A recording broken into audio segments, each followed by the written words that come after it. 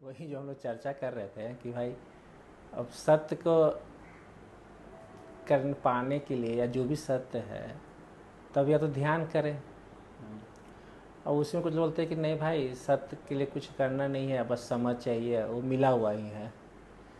अब इसमें बड़ा दिक्कत होता है कि अब या कोई ध्यान कर रही है तो थोड़ा तनाव बनता है, ना करिए तो लग रहा है कि मिलेगा कैसे अपने आप से, भाई मिल तो नहीं रहा है सुनने से।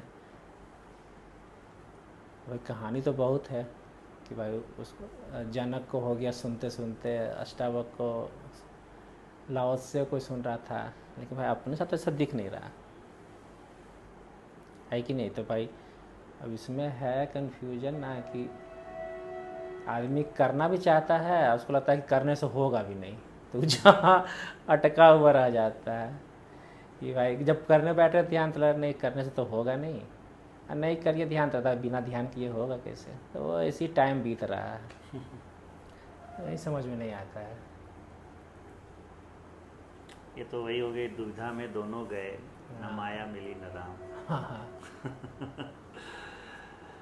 पहले तो हाँ। ध्यान को समझना होगा। ध्यान तो बहुत ही वाइडर, एक कहा जाए तो वाइडर एस्पेक्ट, बहुत डायमेंशन से उसको समझा जा सकता है। पर जिस कॉन्टेक्स्ट में हम लोगों की बातचीत हो रही है, ध्यान एक समझ देती है आपको।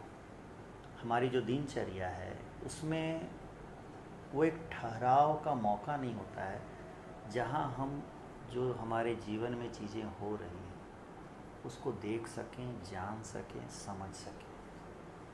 तो ध्यान वो एक माहौल और प्रोसेस देता है जहाँ हमारे जीवन में जो चीज़ हो रही है, बाहर भी और अंदर भी, उसको देख सकें, समझ सकें, जान सकें।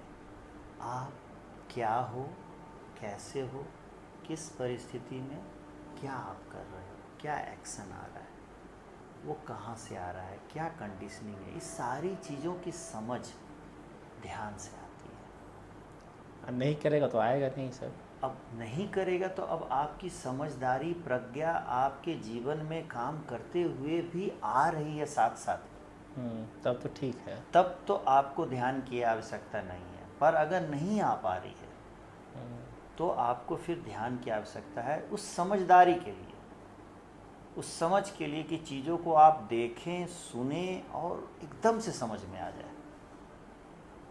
वो तो फिर चीज़ें तो होंगी अपने से ही या समझ से ही हो जाएंगी, लेकिन वो बैकग्राउंड में मतलब चाहिए। बैकग्राउंड में समझ चाहिए। मेन सारा खेल जो है वो समझ का है।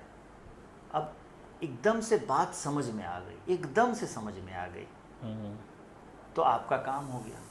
क्योंकि उस समय आपकी जो थाउट प्रोसेस, जो चैटरिंग है, जो चलते रहती है चौबीसों घंटा, आप सो रहे हैं फिर भी वो चल रही है, ड्रीम बना रही है। उस बीच में किसी चीज़ का समझ आना, ये ऑलमोस्ट मिरेकल है, ऑलमोस्ट मिरेकल है। तो मतलब जिनको नहीं आ रहा है उनको तो करना होगा, वो मतलब बनाना पड़ेगा वो चीज़। ऑफ कोर्स उसके लिए जगह तो बनानी पड़ेगी कि आपका ये जो हार्डवेयर है वो कैसे ऑपरेट हो रहा है, उसके अंदर का सॉफ्टवेयर कैसे ऑपरेट हो रहा है, कैसे अपडेट हो रहा है, उसकी एक समझ तो एक आनी पड़ेगी। अगर वो समझ नहीं आ पा रही है तो आपको ध्यान की ज़रूरत है। हाँ तो ध्यान के मतलब आपको एक समझ देगा, ध्यान एक समझ समझ देगा। देगा तो फिर आप सत्य को समझ सकते हैं या आपको क्लिक कर सकता है।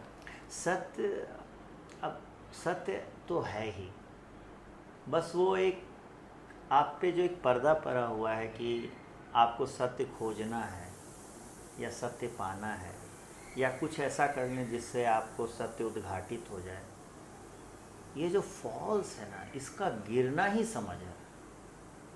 नहीं तो मतलब वो भी एक ट्रैप ही है वो कि हमको ट्रैप है। खोजना है। आपको कुछ मिलना जाना नहीं है। आप जो हैं, जो आपकी सहज स्थिति है, जिसमें आप पूर्ण हैं, उसकी एक समझ आ जानी, बहुत गहरे तल भी कहना गलत होगा, पूरी तरह से समझ आ जाना, जहाँ एक छोटा सा भी डाउट ना हो। हमारा एक भी डाउट, अभी हमें क्या, अभी हमें लगता है कि हम बंधे हुए हैं क्योंकि हमने मान रखा है कि एक मुक्त आदमी ऐसा होना चाहिए। वो भी हमारी एक समझ ही है और वो हमको बता रही है कि हम बंधे हुए हैं। तो ये जो धारणा है, ये धारणा का गिरना ही है कि जो हमने मान रखा है कि हम बंधे हुए हैं। मतलब वही हो गया कि ध्यान आपका जो गलत चीज़ को पकड़ लिए हैं उसको छुड़ा देगा। बस हाँ।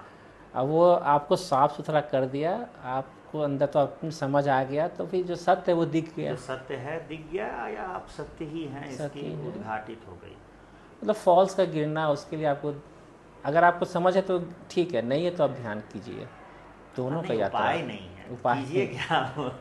अगर आपको लग रहा है कि हो जाएगा तो well and fine, very good. और नहीं हो नहीं, रहा है। नहीं हो रहा है तो प्लीज़ फिर करना पड़ेगा। और ऐसा इसका मतलब नहीं कि ध्यान से हो जाएगा।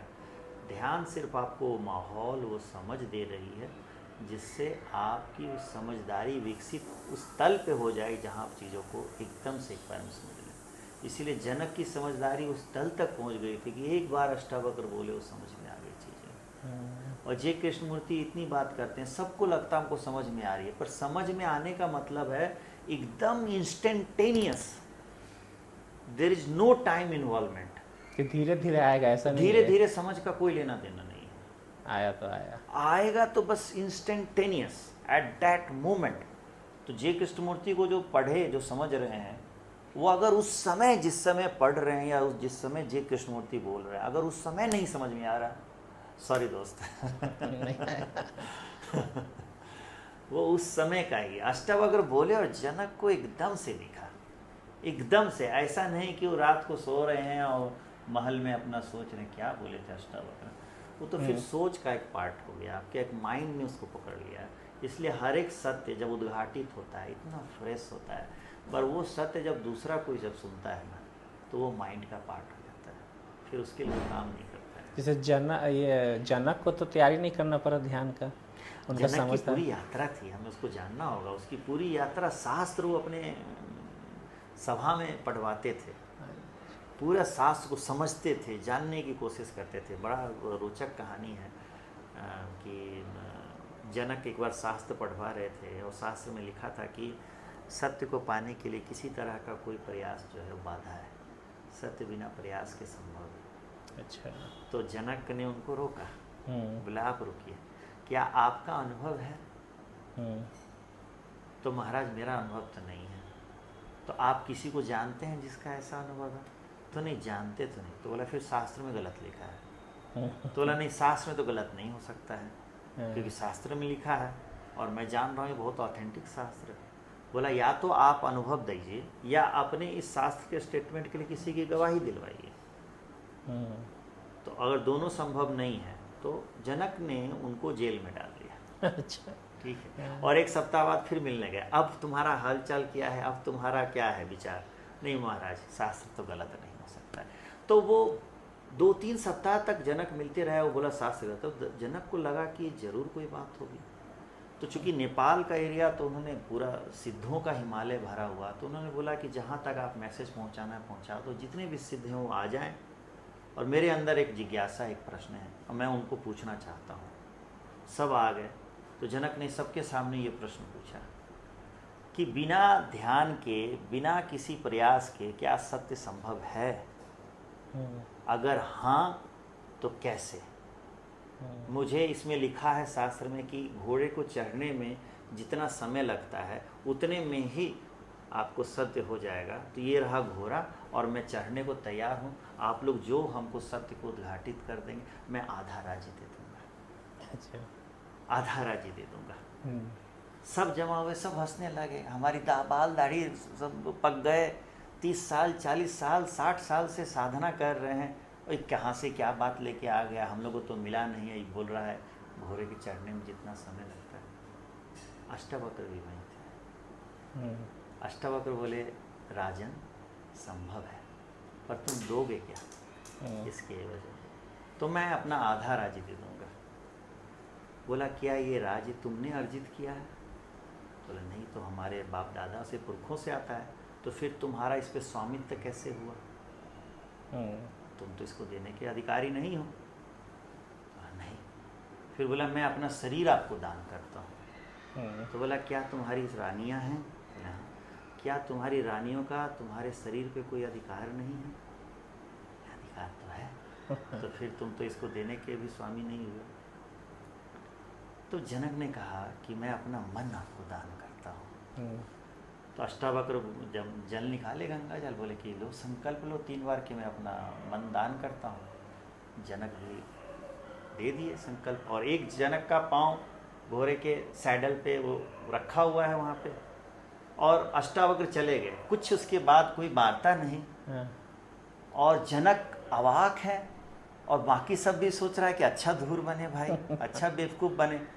पर अचानक से जनक को लग रहा है क्या हुआ, अचानक से जनक को लगता है कि मैं सोच रहा हूँ जबकि मैं मन तो दान कर चुका हूँ। बस इतनी सी बात कि मैंने दान कर दिया, उस डिवाइस का यूज नहीं करना है, मेरा नहीं है वो। सत्य उद्घाटित हो गया। तो दोनों मतलब है अपना इसमें, एक नहीं प्रयास है, एक प्रयास आपको ही बनाता है, आपको ही गलत से बचाता है, गिरा देता है, वो उद्घाटित हो जाता है बस किसी मोमेंट में।